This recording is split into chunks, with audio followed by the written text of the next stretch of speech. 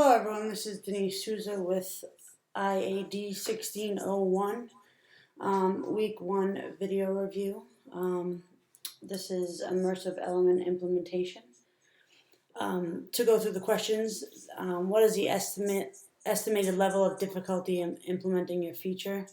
In this case, it's going to be very difficult as I'm going to have to change the complete logic of the game. My original game was called Trumpet, where I had the user throwing blocks, like pieces of wall, like bricks, to destroy certain items being thrown toward him. And I never got any further than that in mobile game design. I added what was needed, but I didn't get as far as I needed to get. So in this class, I'm going to be updating the overall logic, the overall user interface to make it more appealing due to the current state of the game not being as complete as I want it to be. And with the approach that I'm taking and the immersive element that I'm implementing is going to be tactical immersion. I need to make sure that the game is designed flawlessly so it doesn't fail. If it's designed poorly, doesn't react quickly, it's going to be a failure. So I'm going to go with tactical immersion. I'm going to be adding things like time interval in which items are spawned and how quickly they come into this game scene, changing or adding new items as the user progresses to a different level. There'll be a new item that will be added into the game scene. The level of points for each item collected or destroyed. So certain items I'll be able to collect, and that will allow them to gain another piece of a brick, or certain items that they destroy will give them more points. How many attempts it'll take to destroy, stop, or kill an item coming at them, and the ability to unlock different characters and different levels. The order in which, the level of difficulty is going to be difficult, as I just mentioned. The order of implementation, I think at first I'm going to add additional items to each level as it increases difficulty as the player progresses through each level. I'm going to add additional time intervals and speed to which items are spawned into the game scene. I will then add increased level of difficulty to kill off each item, increased attempts as the player progresses through each level. I possibly could add a timer of some sort or restriction to make it more difficult.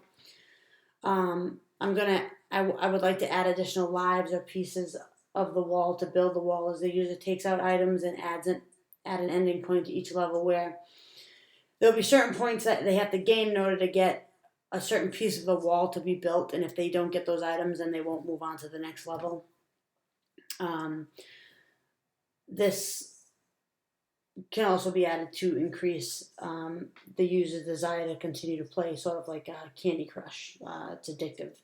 So I'm going to try to stick with similar to a lot of the old games, like the Atari games like Pac-Man, Tetris, where the user has to gain levels and points, but they'll lose lives or turns and spend hours and hours upon trying to beat the game, which there'll be no, at this point I'll set there'll be no end of completion other than if they get to that point where they can build a full wall, then it'll end. So 2 mobile games that were examples that I mentioned were a bunch of I list here. You have Candy Crush, Fruit Ninja, Asphalt 8, Pac-Man, Tetris Blitz. So currently what my game looks like right now is, here it is. I have this little guy here, and he actually, in one level of the game, he actually shoots the pieces of bricks to kill off these items coming at him. And then when he proceeds to the next level, there's more more bricks, and these items spawn quicker and faster. And then as he hits them and he gains points, he'll get another type of brick. I then the next level would be, as you can see, it's a little messed up. I had a little trouble getting it. So I have a lot of user interface to fix and overall design to work on. But I would have the guy here, and he would be avoiding these these items. In this case, it's a burrito.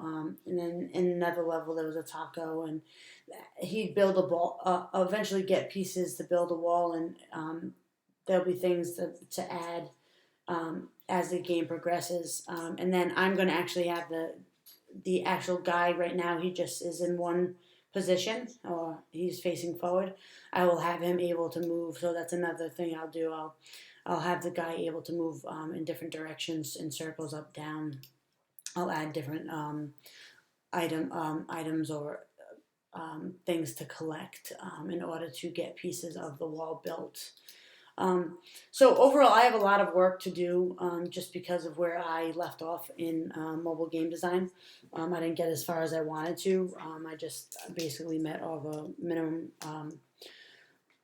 requirements as far as time goes, but I think that this class is going to be a little bit challenging for me, just as the other one was.